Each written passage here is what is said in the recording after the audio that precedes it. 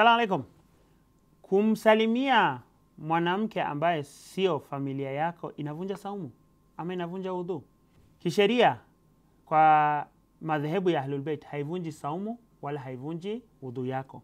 Unaruhusiwa kumsalimia mama yako, kumsalimia dada yako, kumsalimia mke wako na shangazi na wengineo ambao tunajua Kiislamu tunaruhusiwa kuwasalimia. Salamu kwa mwanamke yoyote haivunji udhu. Lakini salamu kwa wanawake ambayo sio katika familia, jirani, mtu ambaye mnasoma na yeye, kumsalimia hairuhusiwi. Yani ni haramu kuwasalimia, kuwampatia mkono direct, lakini pia haivunji saumu.